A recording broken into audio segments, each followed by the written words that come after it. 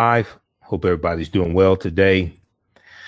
It's been a very busy week already. Been a fairly busy news day as well. We know Donald Trump gave a, unindicted co-conspirator #1 gave a pardon to a criminal named Lieutenant General Michael Flynn.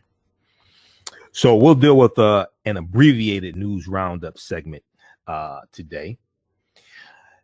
We know that we're coming up on Thanksgiving and Thanksgiving Day weekend as well.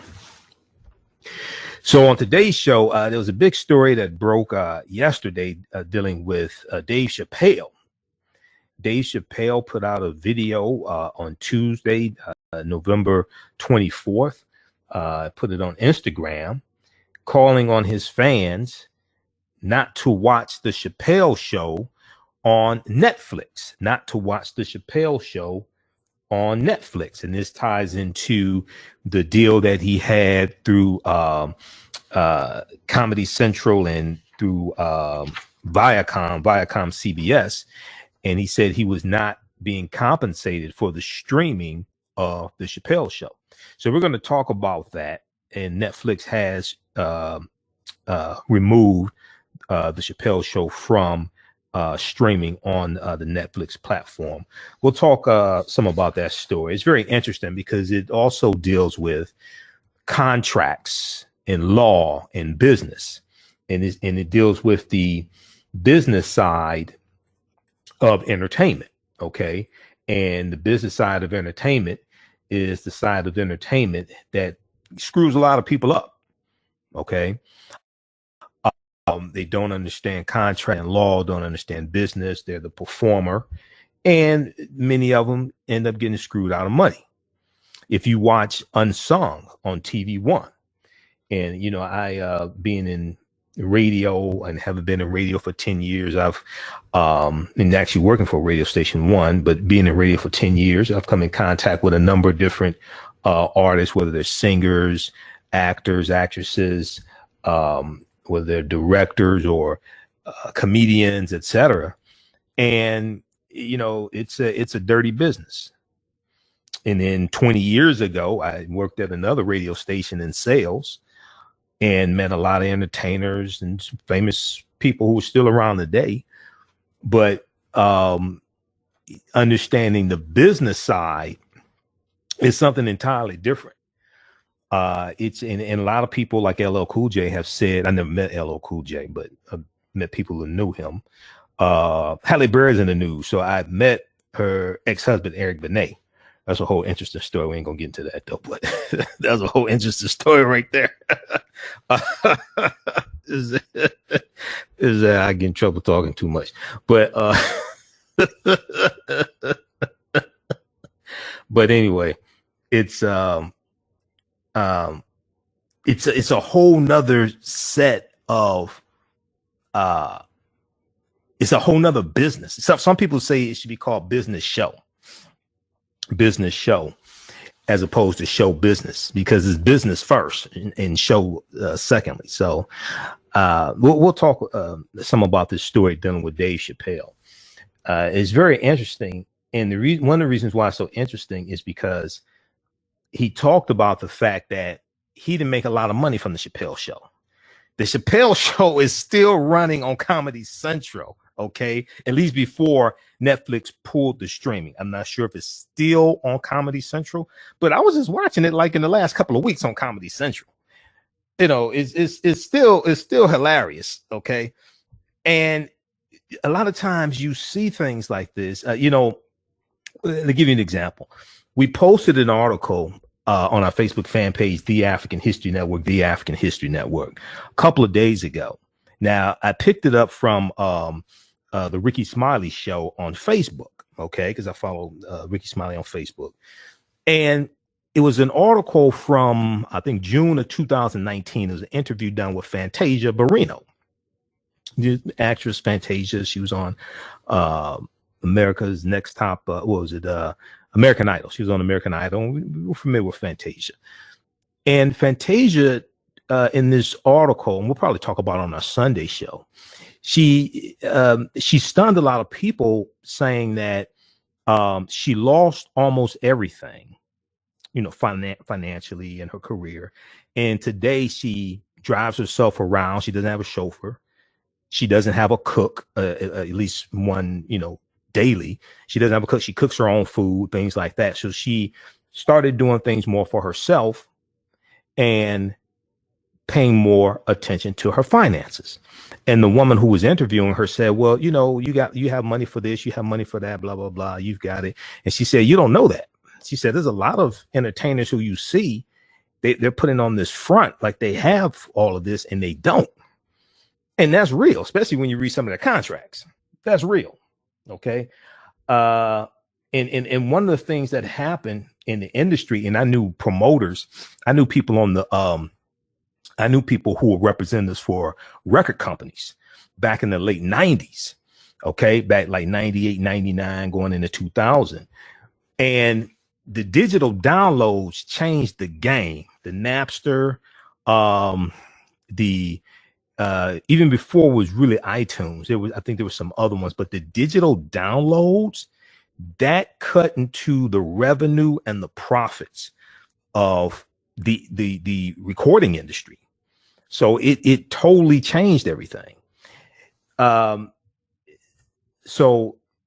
one of the things I encourage young artists, and I meet some young artists, here and there, and doing radio, especially when we were broadcasting in studio. Because of COVID-19, the radio station has us broadcasting from home. But one of the things I encourage young artists to do is to watch every episode of Unsung on TV1, because and take notes. Don't just sit there and be entertained. Take notes, because if you can watch Unsung and you watch how many of these artists, we still listen to the music today, they died broke, had bad contracts, blew the money, snorted the money.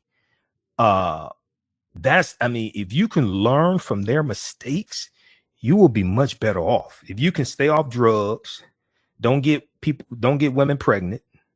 Okay. That you're not married to, at least. Don't get women pregnant, or a bunch of, if it's your girlfriend, then you get engaged and get married. That's understandable. But 4, 5, 6 women? No. That's a good way to go broke. Okay. And then one lesson I learned from the group Silk, not to put them on blast, but this is not bad. It's in Unsung. Well, hell, you put it out there yourself. Silk was basically discovered by Keith Sweat, the Sweater Man. Okay. And so Silk came out. They had a big first album. You remember, let me lick you up and down, and they had some hits, right? I saw them perform live. Silk, they were performing. I remember at St. Andrew's Hall, because like back in the day, a lot of times I got tickets for free to go places, things go see people perform, and I get to meet people backstage after the show, what have you. Okay.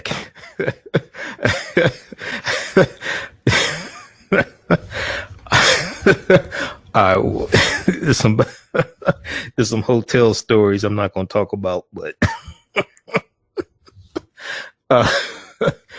but anyway,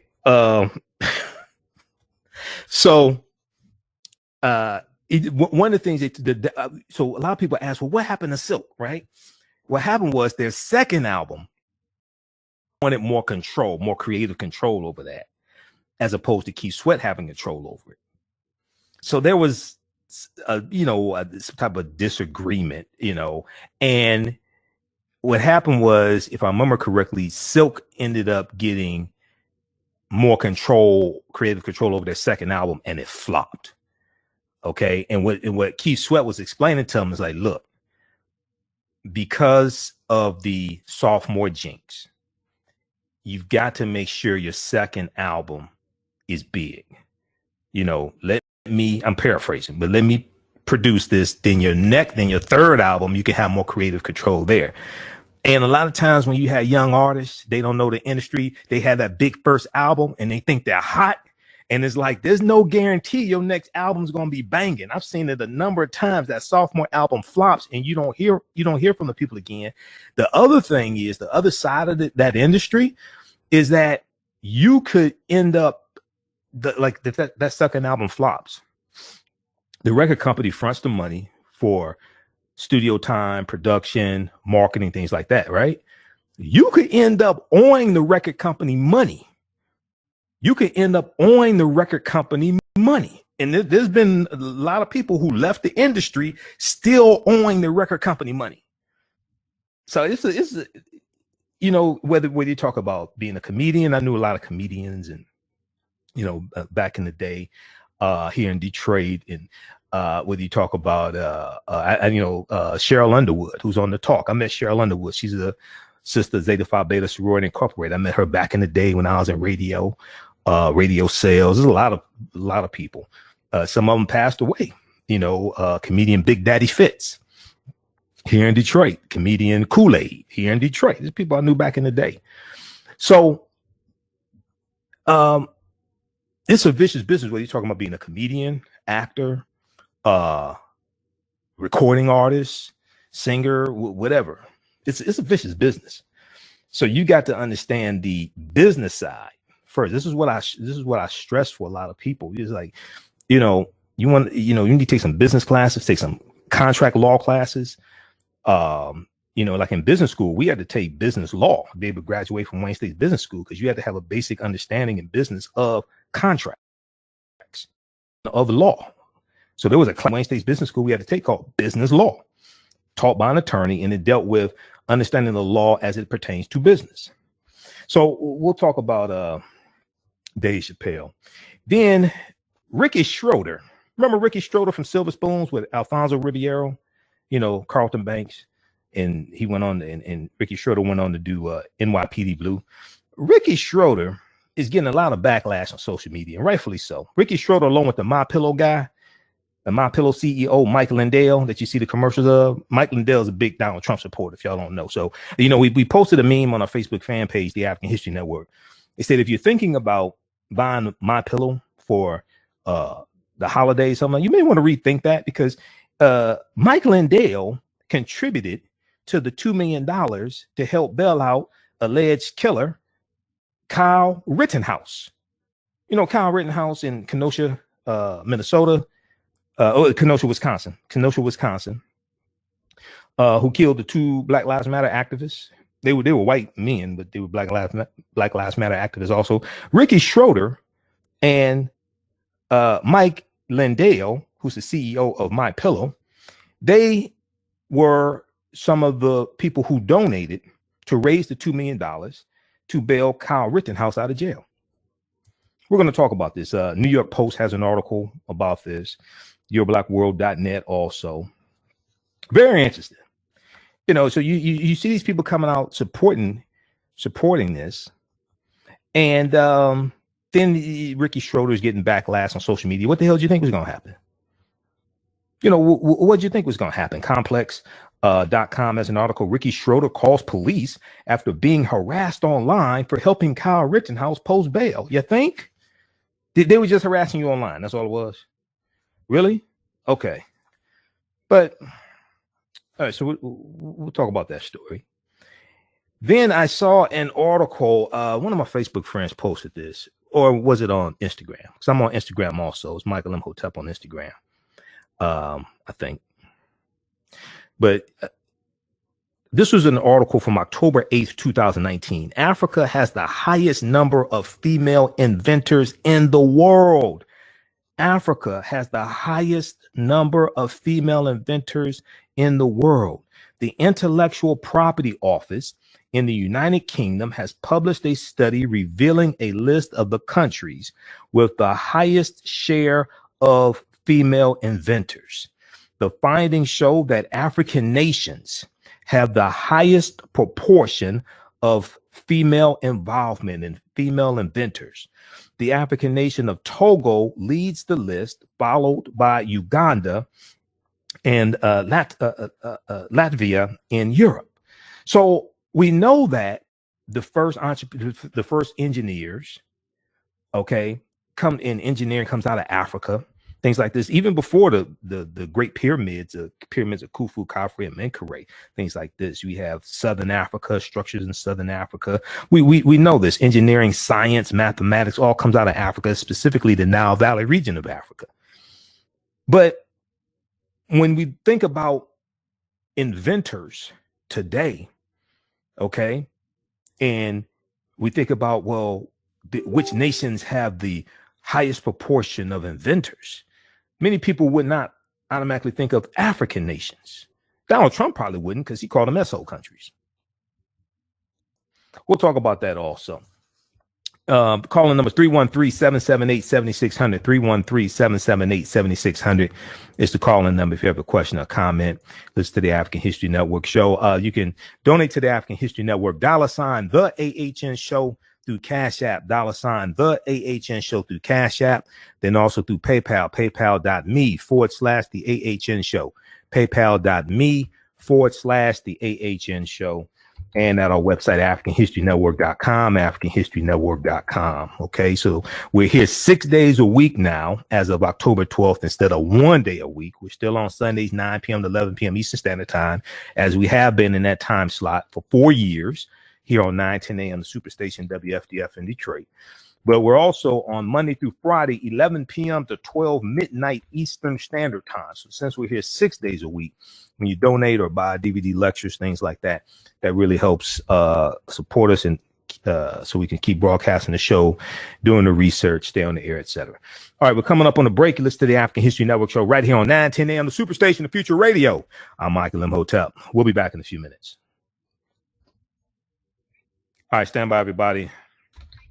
Calling number is 313-778-7600. It's the calling number if you have a quick question or comment.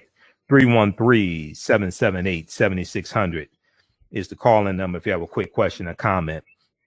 So I'm going to do a broadcast sometime on Thursday. I think Thursday morning. We're going to deal with the real history of Thanksgiving. Don't know the exact time. I think it's sometime Thursday morning. Okay.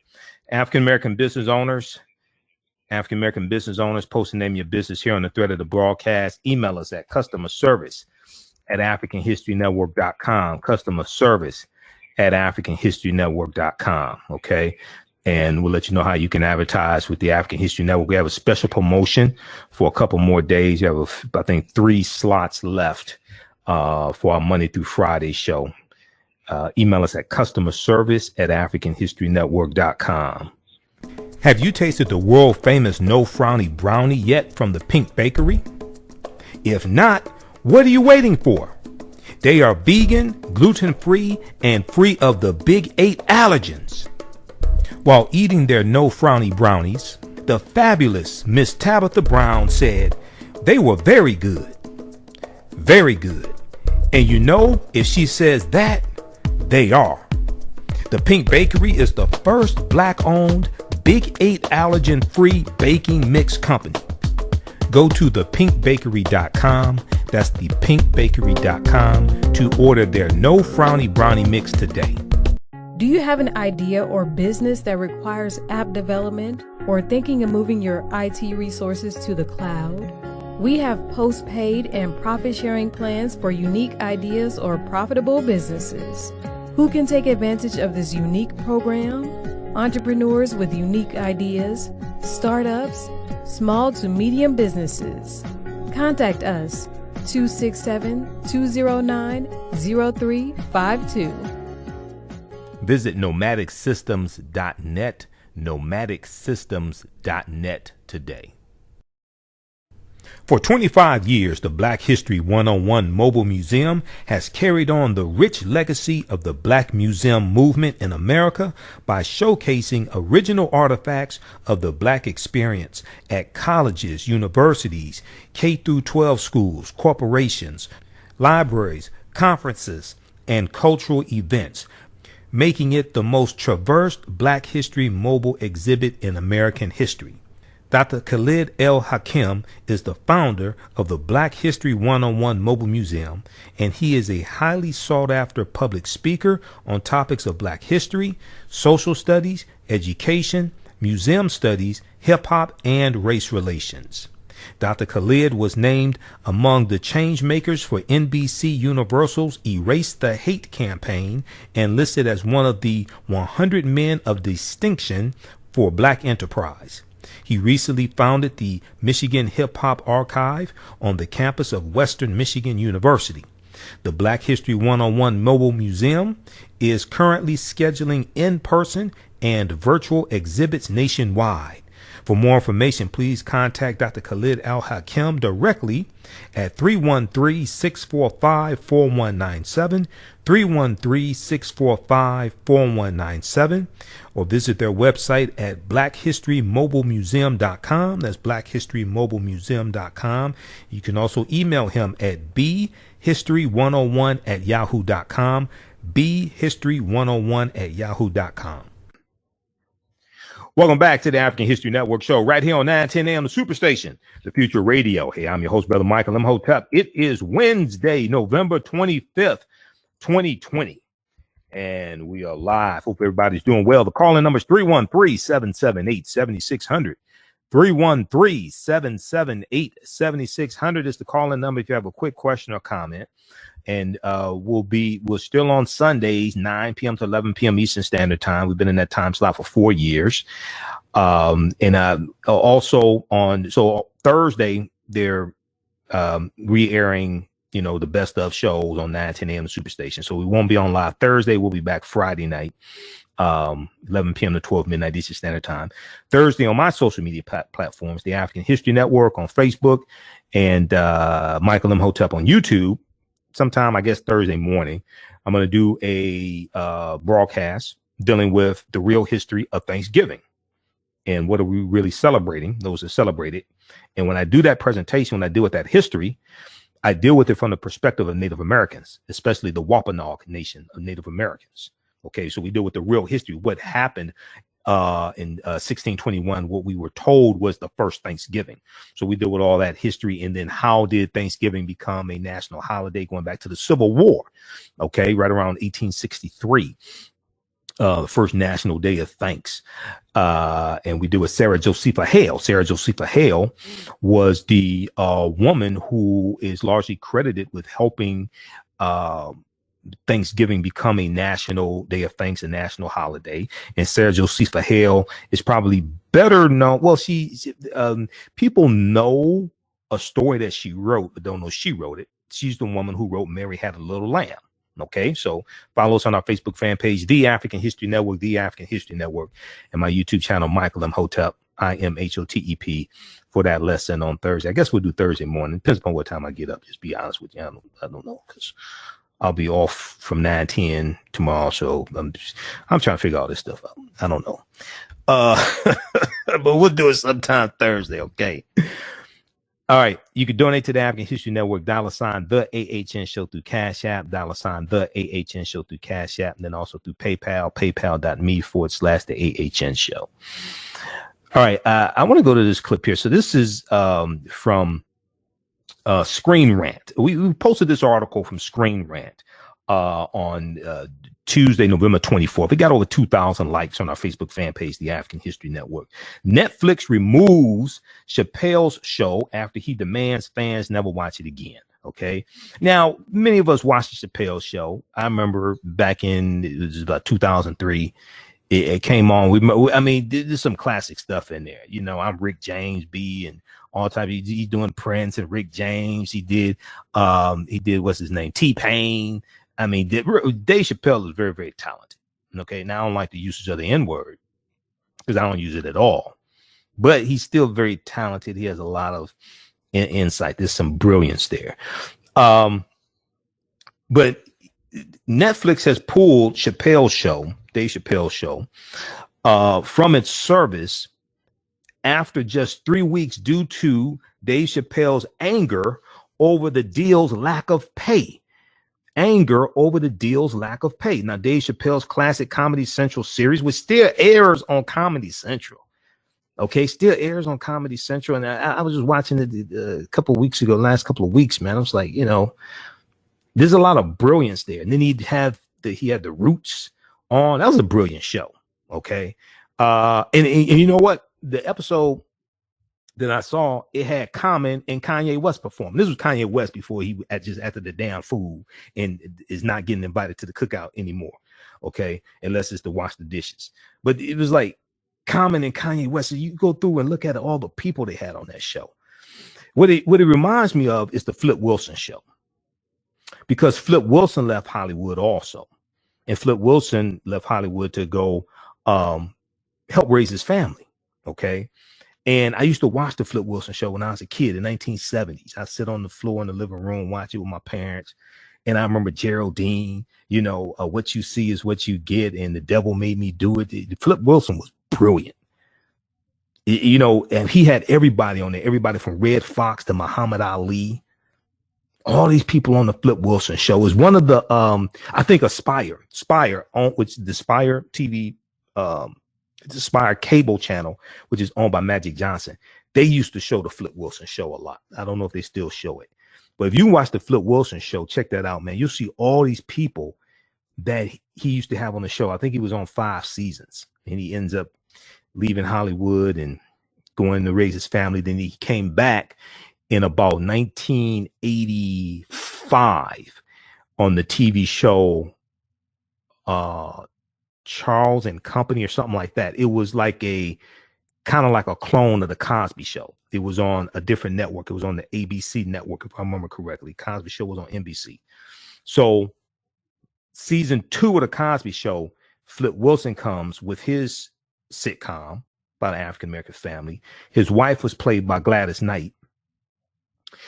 One of his sons was played by Jaleel White, who goes on to be Steve Urkel on Family Matters, and Family Matters was on for 10 years on ABC also. Okay. But that door for all these shows, whether it's Hanging with Mr. Cooper, whether it's The Fresh Prince of Bel-Air, whether it's Flip Wilson show, whether it's Family Matters, all those shows, the door was opened by Bill Cosby, The Cosby Show. Okay. So it's important for us to really understand that legacy that Bill Cosby laid. And when you go look at the movie, it wasn't Uptown Saturday. No, it was Uptown Saturday Night, because they were trying to get the lottery ticket. When you go look at Uptown Saturday Night, Flip Wilson is in the movie also. He's the preacher, okay, in the movie. All right, so, but Chappelle Show has been removed from Netflix because Dave Chappelle put the word out. Now on Tuesday, November 24th, he released an 18-minute clip from a stand-up act that he did. And the name of the clip is called Unforgiven. It's on Instagram. I just saw it. I just saw it again before coming on the air. It's been viewed a little more than 4 million times in a day. So he put the word, he dropped a dime on Netflix. All right. He dropped a dime on Netflix.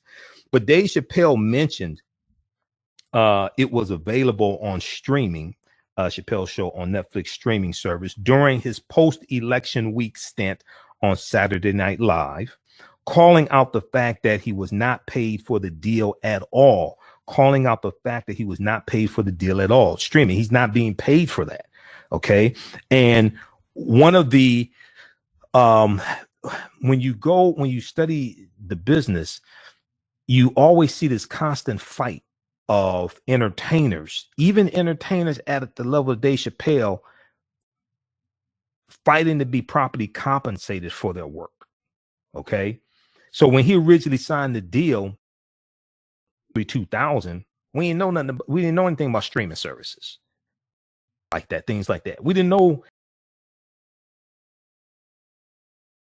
Netflix back in. So at the time, the comment was so when he was on Saturday Night Live,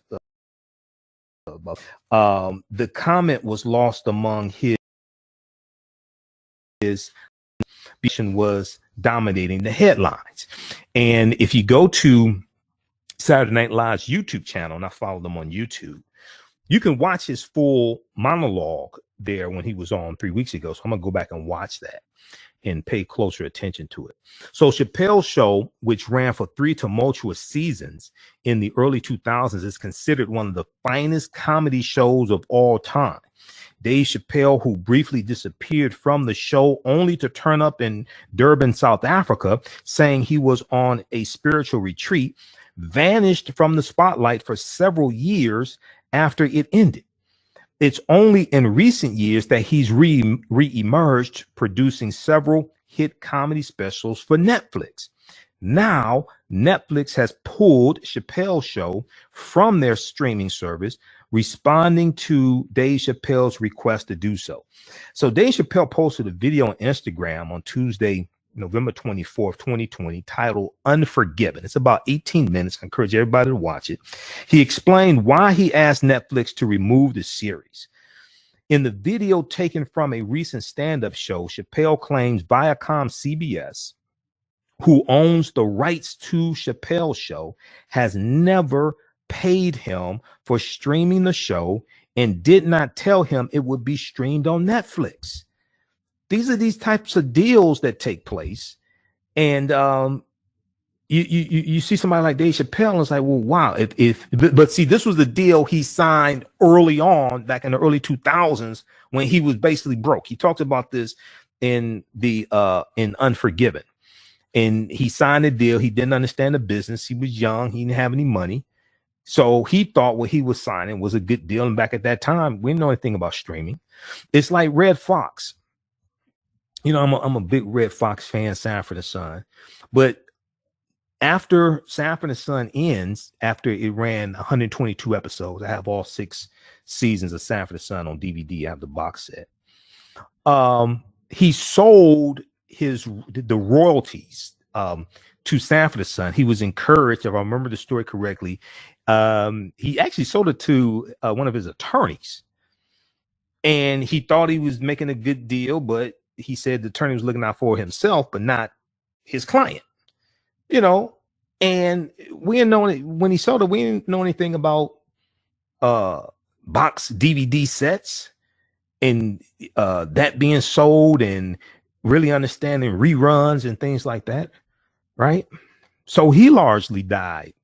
He had problems with the IRS, and he largely died broke. He was filming the TV show The Royal Family, which was on ABC, if I remember correctly. The Royal Family. Della Reese played his wife. If you remember, there was an episode of Sanford and Son where Della Reese was a guest, because all these entertainers and artists, they knew each other, whether they're in Harlem or things like this. It's really, especially back at that time, you go back to the 60s and 70s, it's largely a small circle. So Lena Horne and all these people, Flip Wilson, Della Reese, things like that, they're going to be within those circles. And if they don't know each other, their agents probably know each other. Their agent knows the other person's agent. They probably know each other. Okay, so they're going to, you one person away or 2 people away from knowing one of these entertainers. So Dave Chappelle reveals that when he found out it was on Netflix, the Chappelle Show streaming on Netflix, when he found out it was on Netflix, he called Netflix and told them it, quote, makes him feel bad, end quote. It makes him feel bad. And he talks about this in the stand-up. Now, as a result, Netflix agreed to remove it from their platform.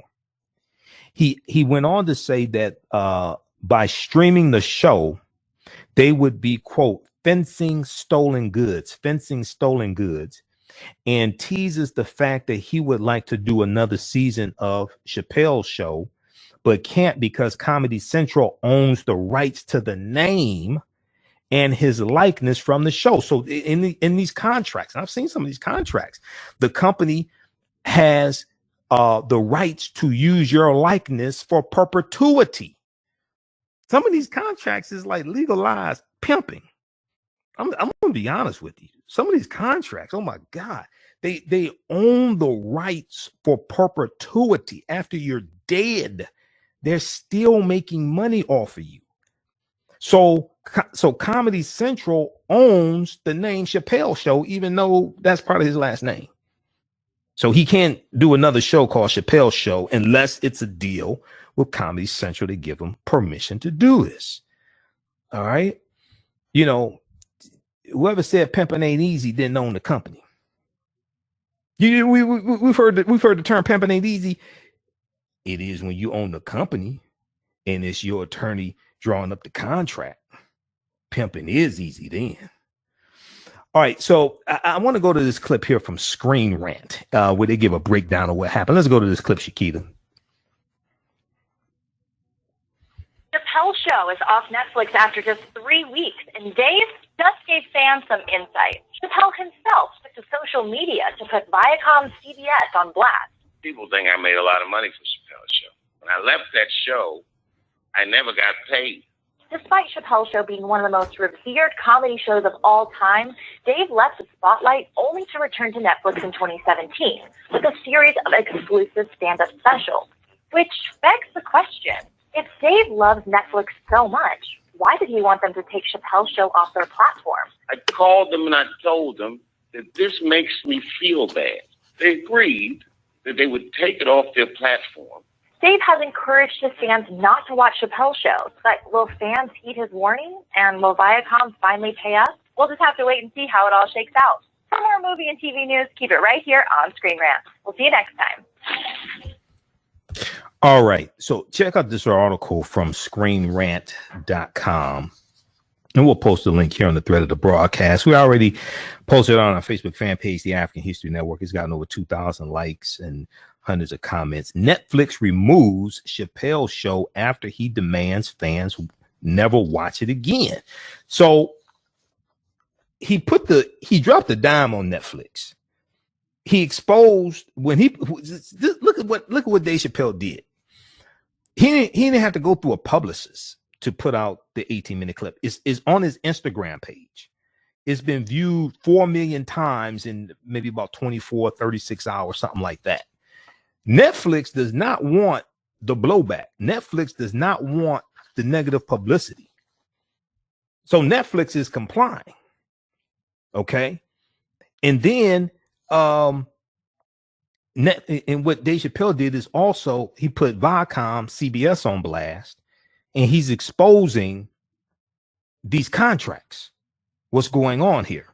All right. So it's a remarkable piece of stand-up that Dave Chappelle did. It's about 18 minutes, and which ends with Chappelle begging his fans not to watch the show on any streaming service unless it's announced that he'll get paid for it. Dave Chappelle is no stranger to controversy, covering subjects that other comedians often avoid.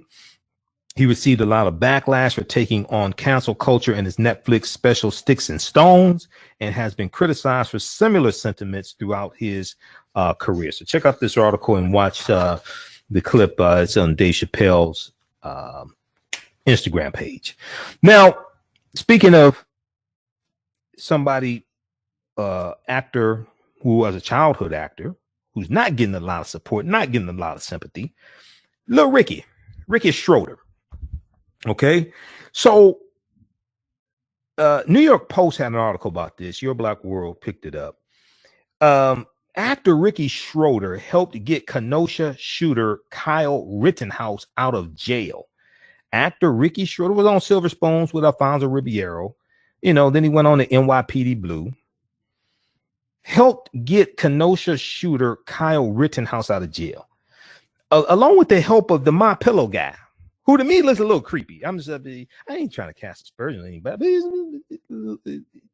a little creepy to me. But anyway, actor Ricky Schroder and My Pillow CEO Mike Lindell both helped get Kenosha shooter Kyle Rittenhouse, 17 years old, with the assault rifle. You remember his mama drove him across line with the assault rifle because he just wanted to go protect property so much.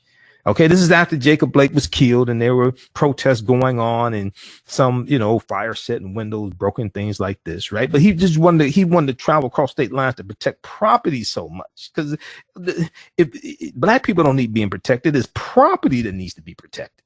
Okay, so So they along with other donors raised $2 million to get Kyle Rittenhouse out of jail. Okay, according to a report. That was Friday, November 20th. He was released from jail on bond. So he faces murder charges in the August 25th shooting during a Black Lives Matter protest in Kenosha, Wisconsin. And Kyle Rittenhouse posed for a picture with the NYPD Blue actor, Ricky Schroder, after the bond was posted by his lawyers on Friday, November 20th, CBS affiliate WBBM TV reported. Now, Lynn Wood, L-I-N, Lynn Wood, one of Kyle Rittenhouse's attorneys, posted the photo on Twitter shortly before 9 p.m. that day. Free at last, Wood wrote on the post, which shows a smiling Kyle Rittenhouse standing between Ricky Schroder and attorney John Pierce. Thank you, all donors. Thank you, all patriots. Thank God Almighty. Okay, how's it that they're patriots? How's it that they're patriots? First of all, it's illegal for you to have a gun in the first place. So how are they patriots? I don't understand this. So Kyle Rittenhouse of Antioch, Illinois, claims he acted in self-defense when he shot and killed protesters Anthony Huber, Huber, 26 years old, and Joseph Rosenbaum, 36 years old, and wounded a third man while with a militia group during protests of the police shooting of Jacob Blake. Jacob Blake was shot 7 times in the back by Kenosha cops during a domestic disturbance, sparking anti-police demonstrations. I just find it interesting. You got these militia groups. They want to go protect property. They're not coming in to protect African Americans from the police. They're coming in to protect property. Okay. So Kyle Rittenhouse fled to Illinois, but surrendered to police there the following day and was later extradited back to Wisconsin to face trial. The teen has become the darling of conservative and pro-gun rights groups. Okay. Now, did Breonna Taylor's boyfriend, who had a legal gun, did he get the support of these gun rights groups? Did he get the support of the NRA and the police? Bust down the door. He said they did not announce themselves. Okay, he fires a shot. According to Kentucky Attorney General Daniel Cameron, the boyfriend shot one of the officers in the thigh. Now, when the Kentucky State Police did the ballistics test, they said it was not conclusive that the bullet came from his 9mm gun. Okay. USA Today has an article dealing with how the ballistics don't line up with the story that Kentucky Attorney General Daniel Cameron was telling. We dealt with this on this show. There's an article from USA Today that breaks this down and deals with the ballistics. Kentucky State Police said the ballistics report is inconclusive that the 9mm bullet that came out of the officer's thigh or officer's leg was fired by Breonna Taylor's boyfriend's gun. Okay, so but anyway, so check out the rest of this article here. We know that Ricky Schroder, so more than $500,000 has been raised through a legal defense fund, and through donations from high-profile supporters, WBBM reported, including Mike Lindell, CEO of MyPillow, and Ricky Schroder, who first gained fame as a childhood actor in the 1979 classic The Champ alongside Jon Voight, and then later the 1980s sitcom Sliver Spoons. Meanwhile, Kyle Rittenhouse's release on bond did not sit well with John Hubbard, whose son was killed by Rittenhouse. He said, quote, he has people out there who will help him, organizations, militia groups, raising money for his defense right now. He thinks he's above the law. Reminds me of Donald Trump. He's been treated as such by law enforcement. He believes he's justified in the case, and for him to run would not surprise me. Okay, so now also the other thing is that Kyle Rittenhouse allegedly used $1,200 from a coronavirus stimulus check from the federal government to purchase the AR-15 assault rifle used in the shooting. But it's illegal for him to own the gun because at the time he was 17 years old.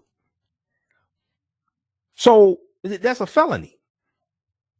You're using federal funds to commit a felony. Because he was under 18 years old, Rittenhouse allegedly bought the weapon through an older pal, Dominic Black, 19 years old, who now faces felony charges in the case and is awaiting trial for his role. So you use federal funds to commit a felony? Really? Huh.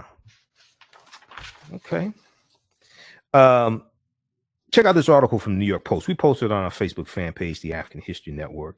Actor Ricky Schroder helped get Kenosha shooter Kyle Rittenhouse out of jail. Then little Ricky, have a flashback to Lucille Ball and I Love Lucy, little Ricky there. But then little Ricky calls the police after being harassed online for helping alleged killer Kyle Rittenhouse post bail. So we can file this under what the hell do you think was going to happen, little Ricky?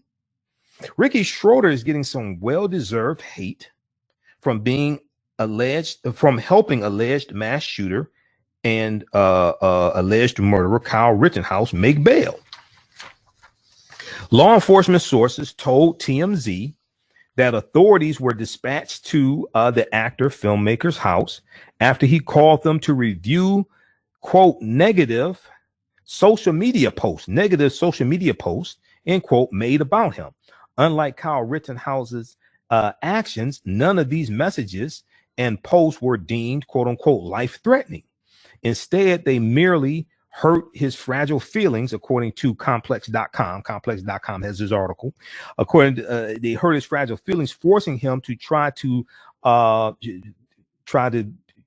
tell on the trolls and get the police involved.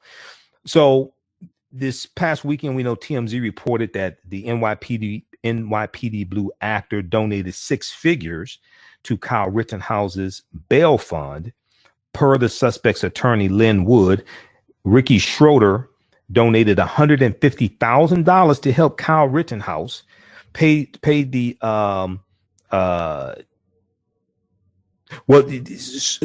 it was, according to this, the $200,000 needed to post $2 million bail and get out of jail, 10%.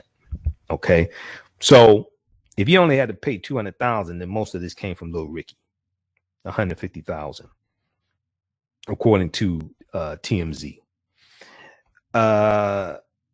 Check out this article also here from complex.com.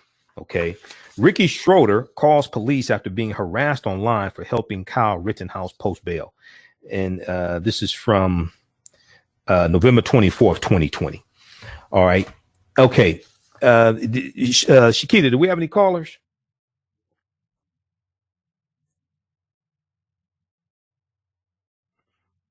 Do we have any callers, Shakita? Okay. Let me know. No callers. Okay. All right. And then lastly, I want to get to this other story here. How's everybody doing? Everybody share this broadcast on social media platforms. Invite your friends to tune in also. You can donate to the African History Network, $ the AHN Show through Cash App, $ the AHN Show through Cash App. Then also through PayPal, paypal.me/the AHN Show, paypal.me/the AHN Show, and at our website, AfricanHistoryNetwork.com. Africa has the highest number of female inventors in the world. Africa has the highest number of female inventors in the world. This was an article I saw from BusinessInsider.com, and somebody posted this. I can't remember whether it was on Facebook or Instagram, one of my friends on Facebook and Instagram, but it came out October 8th, 2019. So we posted it on our Facebook fan page, the African History Network. It got hundreds of likes. So I said, we need to talk about this because, see, you know, this probably would surprise Donald Trump if he actually read, because he said, you know, these African nations were S-hole countries, right? A new study by the United Kingdom's Intellectual Property Office has explored gender profiles in patenting across the world, like patenting in inventions, patenting across the world. The research, titled An Analysis of Female Inventorship, found that the highest share of female inventors are in Africa. The highest share of female inventors are in Africa. According to the study, the African nation of Togo, Togo, that now some people, Donald Trump will probably look at that and call it to go. Togo. No, it's Togo. T-O-G is Togo, not Togo. Togo. But the African nation of Togo has the highest proportion of female involvement in patent applications, looking at the period of time from 1998 to 2017. Uganda is second in the world with 44.5%, followed by Europe's Latvia in third place with 39.05%. Overall, there are 5 African nations on the list of the top 10 countries with the most female inventors. 5 African nations on the list of the top 10 countries with the most female inventors. So the top 10 countries with the highest number of female inventors are Togo, 57%, Uganda, 44%, Latvia, 39%, Liberia, 38%, Rwanda, 37%, Cuba, 36%, Botswana, 35%, Sri Lanka, 34%, Papua New Guinea, 29%, and Georgia, the European nation of Georgia, 29%. So you have 5 African nations: Togo, Uganda, Liberia, Rwanda, and Botswana. 5 African nations out of the top 10 countries in the world with the highest percentage of female inventors. Now, looking at the recent trends in female inventorship across the world, the report also found a slow but gradual increase in the number of female inventors in all global patent applications.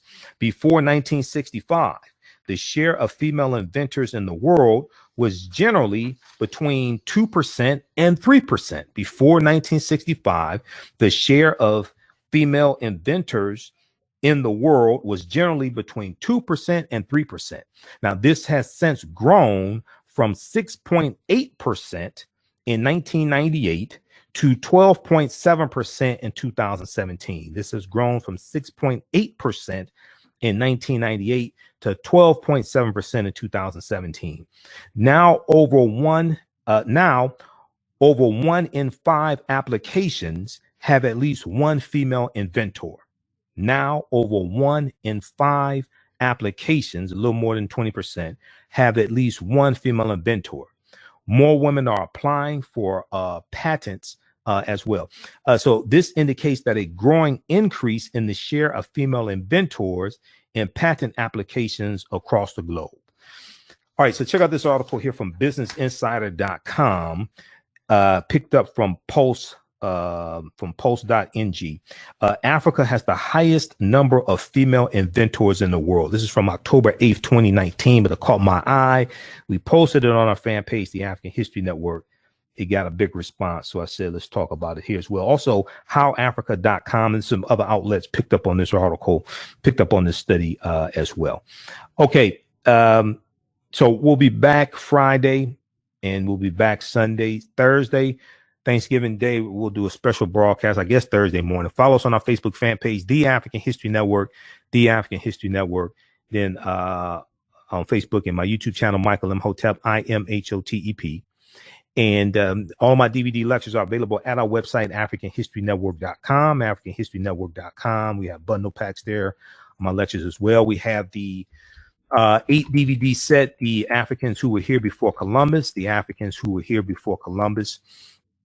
And I also have a 3-hour lecture at our website dealing with the history of Christmas, ancient Kemet, the Moors, and ancient Kemet, the winter solstice, and the history of Christmas as well. So 3-hour lecture I've done dealing with the history of Christmas. All right. So look, hey, thanks for tuning in. We're going to get out of here. Remember, the African History Network, we focus on educating, empowering, and inspiring people of African descent throughout the diaspora and around the world, because right now it's correct wrong behavior. It's not over till we win. We're going to continue for a little while longer on our social media platforms. We'll give you an update. We'll do our news roundup segment. So keep watching on our Facebook fan page and YouTube. We'll keep going for a few more minutes. Remember, right now it's correct wrong behavior. It's not over till we win. Wakanda forever. We'll talk to you next time. Peace. Stand by. All right, stand by, everybody. All right, let's continue here for a little while longer. African-American business owners, post and name your business here on the thread of the broadcast. We'll let you know how you can advertise with the African History Network. Email us at customer service at AfricanHistoryNetwork.com, customer service at AfricanHistoryNetwork.com. Let's do a quick update on what's going on in the news in our news roundup segment. How you doing there, Leah? Brenda, how's everybody doing? And also, if you'd like this type of information, you can donate to the African History Network, $ the AHN Show through Cash App and paypal.me/the AHN Show. Okay, we'll post the information here. So if you want to donate 5, 10, 15, 25, 50, 100, whatever it is, through PayPal, if you want, you can set up for a recurring donation also at our website, AfricanHistoryNetwork.com. Click on the yellow donate button. Are you ready for a new Black economy? Well, Happy, The Role of Economics in the Development of Civilization, is a brand new documentary that will set you on a new path of knowledge and enlightenment. The Happy film gives viewers a snapshot of our economic history from the dawn of civilization right up until today. The underlying theme of the film is the interrelationship between the threats of economics, politics, and culture. Happy brings together the brightest and most prolific minds in the fields of psychology, history, business, and politics, such as Dr. Leonard Jeffries, Professor James Small, Dr. Julian Malveaux, Dr. Zahi Hawass, and Jabari Osazi, and more. Together, they deliver a message of cooperative economics, financial independence, and a pride that we can all be inspired by. The film is on sale now. It's streaming on all digital formats. Or for DVD, please visit Happy, HAPI.com. Use offer code HAPI, AHN for a 10% discount. Revitalizing, restorative, indulgent, essential. Crea's Love Butter Raw Shea Butter Collection. How do we know if our skin products are truly delivering all of the health benefits they should? Crea's Love Butter is a thoughtful combination of hand-selected ingredients designed to enhance the level of your skin's health. Crea's Love Butter is an ideal gift for health-conscious loved ones and is a pleasure to both give and receive. They've harnessed the restorative powers of raw shea butter and infused it with their love and passion for revitalizing skin that you will undoubtedly feel from the first use. Visit their website today, creaslovebutter.com. CREAS, creaslovebutter.com. Put your skin in the game. Melanized Media is an independently Black-owned and operated film company. We specialize in producing culturally enriching Black films and videos at melanizedmedia.com. Join us every Sunday for Melanized Nights, where we screen a socially conscious documentary film or Black historic presentation. That's every Sunday evening at 7 p.m. Visit melanizedmedia.com to learn more and to register. That's MELANEYES media.com. Peace.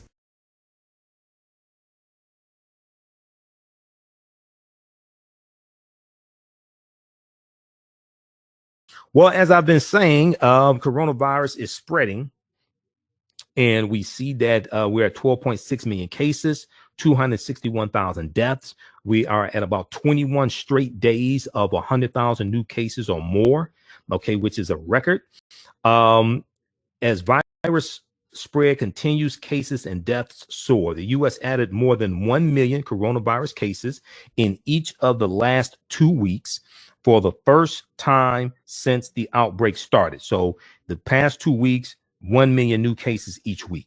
The U.S. added more than 1 million coronavirus cases in each of the last 2 weeks for the first time since the outbreak started. Until this month, weekly cases numbers had not exceeded 500,000. Health experts say the soaring numbers reflect both increased testing and the spread of the virus. The virus is the infection rates are steadily increasing. Okay. So health experts say the soaring numbers reflect both increased testing and the spread of the disease. And on Tuesday, November 24th, it was reportedly the deadliest day during the coronavirus pandemic in more than 6 months. Tuesday, November 24th, was the deadliest day in the pandemic in more than 6 months, with almost 2,100 deaths reported, according to a Washington Post analysis. Now, let me see something here. And then for Wednesday, November 25th, you had almost 2,300 coronavirus deaths reported when we look at the updates from the Washington Post, the live updates from the Washington Post. There have been 12,673,000 confirmed cases in the United States of coronavirus, 12.6 million confirmed cases of coronavirus in the U.S., with 261,000 deaths based on a count by NBC News.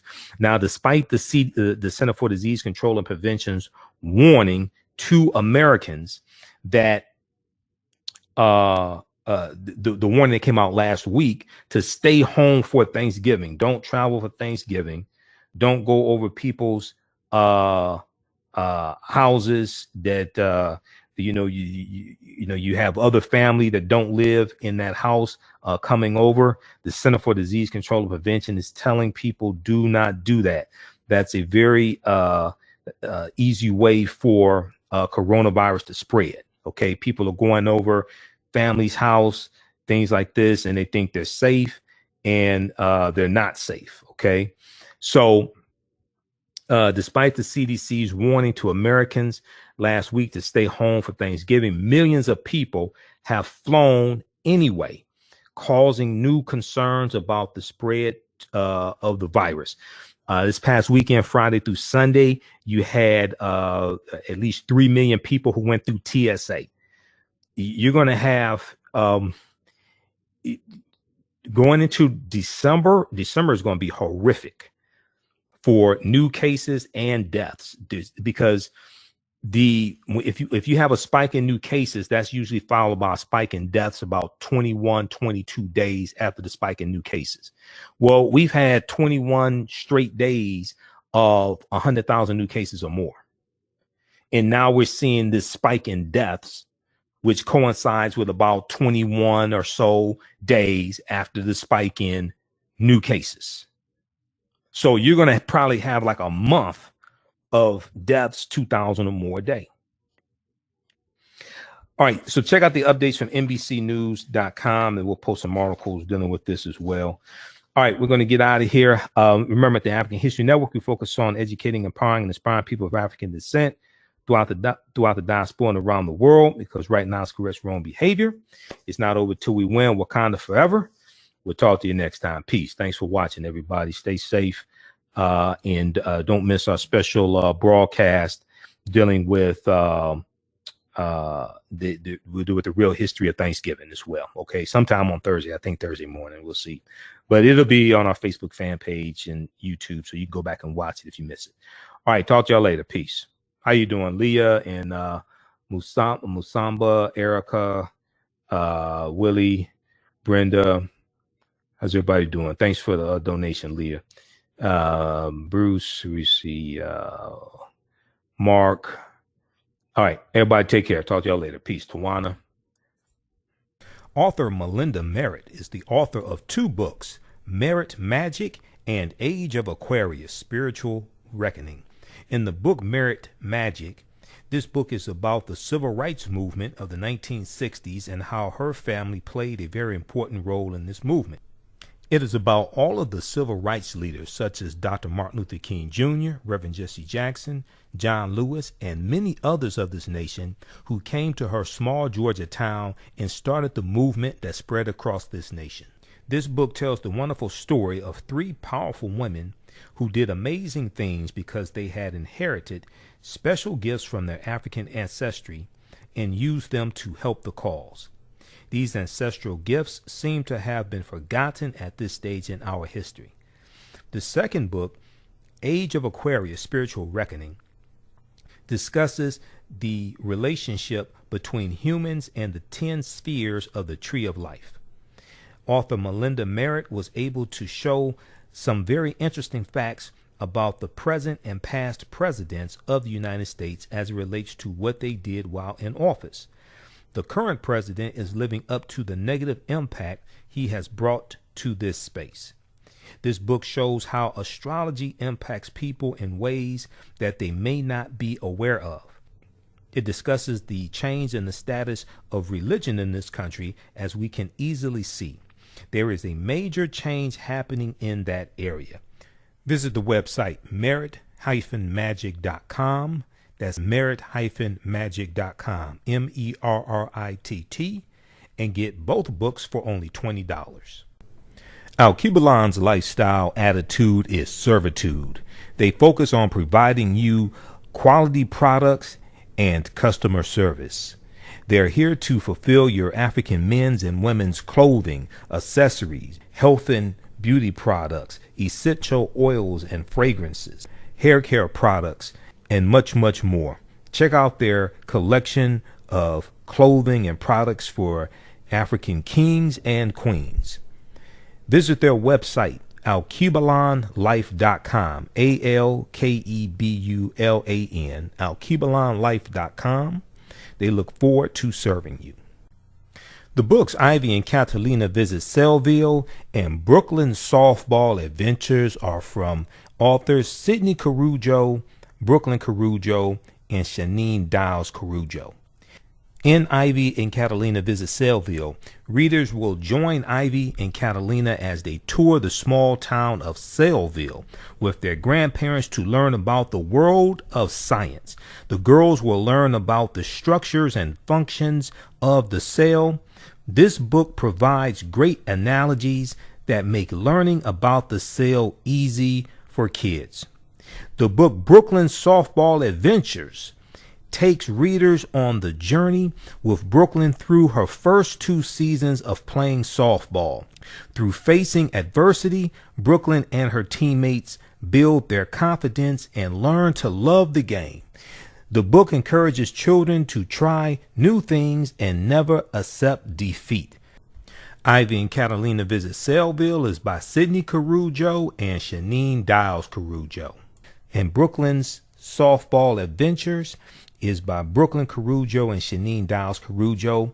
Both books are available right now at Amazon.com, BarnesandNoble.com, BooksAMillion.com, and Target.com. The revolution will not be televised. It will be digitized, coded, and branded. Don't let your young person get left behind. Join TechCore 2 on Saturday, September 26, 2020 in their 6th straight year, providing tech, STEM, science, technology, engineering, and math, coding, and Saturday classes.